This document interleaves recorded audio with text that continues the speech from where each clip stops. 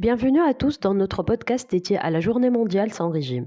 Je suis Mounet de Med Speakers et aujourd'hui nous allons parler de la nutrition et la gestion du poids, un sujet qui touche beaucoup d'entre nous. Pour nous aider à naviguer dans ce monde souvent déroutant des régimes et des tendances en matière de santé, nous avons un invité spécial, notre nutritionniste et diététicien Diop Abderrahman. Bienvenue Diop. Merci infiniment pour cette invitation. Diop, parlons de la Journée mondiale sans régime. Qu'est-ce que cela signifie pour vous en tant que nutritionniste? Alors, pour moi, cette journée, la journée mondiale sans régime, est une occasion, on va dire, importante de sensibiliser les gens aux dangers des régimes drastiques et des approches restrictives en matière de gestion du poids. Donc, en tant que, on va dire, nutritionniste diététicien, je crois fermement en l'importance d'une approche qui doit être équilibrée, donc équilibrée de la nutrition, bien sûr, et du maintien d'un poids de santé. Donc, cette journée nous rappelle, on va dire, qu'il est essentiel de promouvoir une relation saine avec la nourriture et son corps, plutôt que de succomber aux pressions, on va dire, de la société en matière de régime, entre guillemets, à la mode. Alors, un point crucial, quels sont les dangers des régimes drastiques et des approches restrictives à la gestion du poids? Alors, ici, les dangers, on va dire, sont multiples, d'accord? Ce qu'il faut savoir, c'est que les régimes drastiques et les approches restrictives peuvent entraîner un certain nombre de problèmes de santé très graves. Ça, il faut l'admettre. Tout d'abord, on va dire ces régimes peuvent entraîner des carences nutritionnelles, que ce soit, on va dire, côté des minéraux, par exemple, des carences en zinc, carences en fer, carences en magnésium, en potassium, ça peut être, d'accord? Donc, pourquoi tout ça? Car souvent, ces régimes, ils éliminent, on va dire, des groupes alimentaires entiers. Ils peuvent éliminer carrément, je donne un exemple, ils peuvent éliminer carrément les huiles, par exemple. Ça, c'est dangereux. Ça, c'est dangereux. Donc, ou ils éliminent ou bien ils font la restriction de manière sévère les calories, par exemple. Donc ça peut induire ou bien peut conduire à des problèmes tels que la fatigue, les troubles digestifs, et ça peut même affaiblir, on va dire, le système immunitaire qui est là pour te protéger.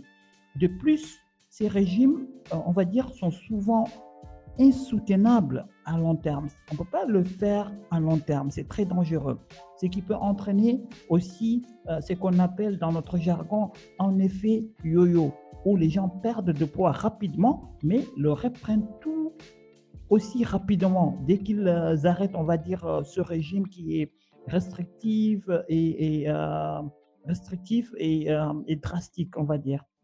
Enfin, ils peuvent contribuer à des troubles, c'est-à-dire ces régimes peuvent aussi contribuer à des troubles de l'alimentation comme, on va dire, l'anorexie ou la boulimie, par exemple, ainsi qu'à des problèmes de santé mentale, hein. Ça peut aller vraiment au-delà de vraiment l'anorexie et tout. Donc, ça peut aller vraiment à des problèmes de santé mentale tels que, par exemple, l'anxiété et la dépression. Ça peut atteindre ce niveau-là. Donc, comment devrions-nous aborder la nutrition pour une gestion saine du poids? Donc, pour une gestion, on va dire, de poids ou bien une gestion saine du poids, il est important, on va dire, d'adopter une approche qui est holistique de la nutrition. Qu'est-ce que veut dire? Cela veut dire que de manger une variété d'aliments nutritifs provenant de tous les groupes d'aliments, en accordant une attention particulière, on va dire, aux fruits, aux légumes. On ne cesse de le dire, mais il faut ajouter aussi les graines entières, les protéines maigres, les sources de graisses qui sont saines. Voilà. Il est également crucial, on va dire, de maintenir une hydratation adéquate parce que les gens ne boivent pas, et l'eau, la consommation d'eau est très importante et joue un rôle important dans la gestion du poids. Et bien sûr, la chose que les gens n'aiment pas trop faire, c'est l'activité physique. Donc, il faut pratiquer une activité physique qui est régulière. Donc, plutôt que de se concentrer sur, on va dire, des régimes temporaires sur lesquels tu ne peux pas suivre pendant toute une durée, une bonne durée, il est préférable, on va dire, de se concentrer sur des changements durables, d'accord, et progressifs aussi. C'est un mot-clé, la progression, donc un changement qui est durable, non seulement durable, mais ça doit être de manière progressive dans les habitudes alimentaires et le mode de vie. Diop, que conseillez-vous à ceux qui ont du mal à se détacher des régimes et des tendances? Alors, pour ceux qui ont du mal à se détacher des régimes et des tendances, on va dire, ces tendances-là, je recommande de se tourner vers des professionnels de santé. C'est la première des choses.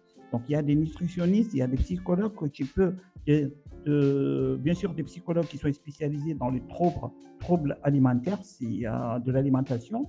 Voilà, ils peuvent offrir, on va dire, un soutien et des conseils personnalisés pour développer une relation plus saine avec la nourriture et son corps.